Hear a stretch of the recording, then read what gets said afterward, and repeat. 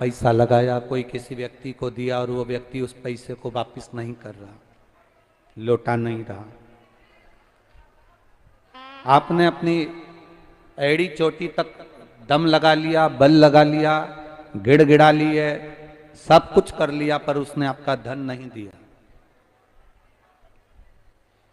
ले गया वो 2-5 लाख, 10 लाख, 50 लाख, 25 लाख, 30 लाख व्यापार में, अधिक में कहीं वो पैसा चले गया। आपने पूरा बल लगा लिया, पूरा दम लगा लिया। तब आखिरी में जब हताश हो जाओ, या एक कोई पैसा लेकर चले गया उसका भी, और अगर मान लो बहुत सिर पर पैसे का लोड है, कर्जा है उसके,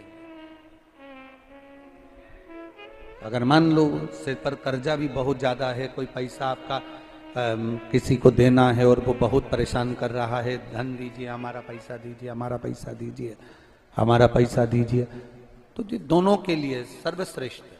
एक पैसा गया हुआ भी वापस बुलाने के लिए भी, और एक अपना स्वयं का कर्जा चुकाने के लिए,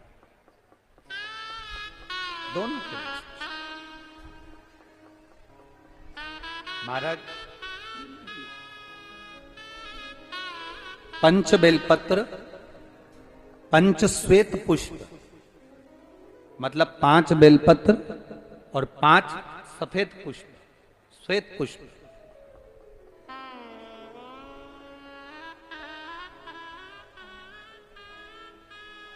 पंच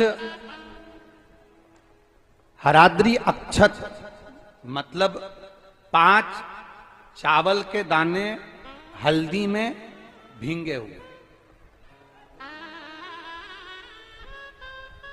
पंच बेलपत्र, पंच पुष्प और 5 हल्दी में भींगे हुए अक्षत के दाने। महाराज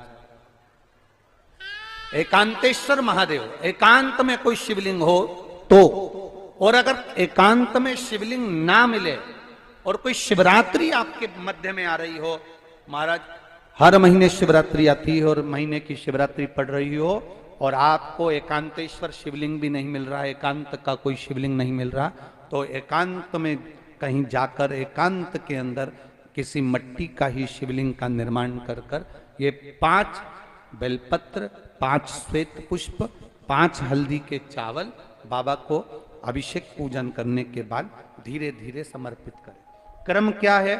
पहले हल्दी का चावल चढ़ेगा, फिर श्वेत पुष्प चढ़ेगा, उसके बाद में बेलपत्र चढ़ेगा। 5 एक साथ नहीं चढ़ेगा, हल्दी का चावल भी चढ़ेगा तो एक एक कर कर चढ़ेगा, और श्वेत पुष्प भी चढ़ेगा तो एक एक कर कर चढ़ेगा, और बेलपत्र भी चढ़ेगी तो एक एक कर कर चढ़ेगा। और जिससे हमें धन लेना है, जो लेकर चला गया, नहीं ला कर दे रहा, जो नहीं ला कर दे रहा, जिससे हमें धन लेना है, पैसा लेना, वो नहीं दे रहा, उसका स्मरण कर कर कितना है, क्या है, वो आप भावा से प्रार्थना करते। जब हल्दी का चावल चढ़ाएं तब, आप श्वेत पुष्प समर्पित करें तब, और बेलपत्र समर्पित करें तब, या हमारे माथे पर कर्जा है वो चूके, उसके लिए भी आप बाबा से प्रार्थना करें। एक अक्षत, एक पुष्प, एक बेलपत्र अपने झोली में बांध कर लाएं।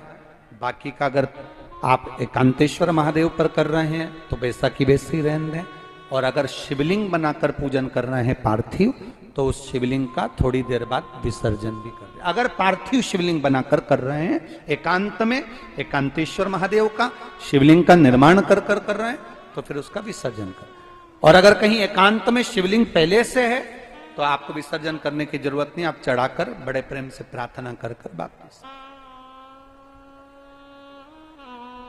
एकांतेश्वर शिवलिंग एक ऐसा होता है जो हमको बहुत सुख का अनुभव कराता है, बहुत सुख।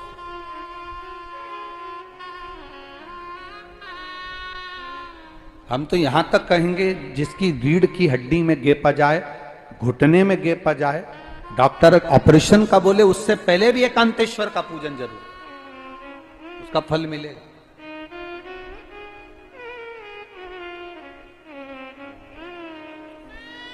एकांतेश्वर महादेव सुख प्रदान करते हैं, आनंद देते हैं। बोले कांतेश्वर महादेव की।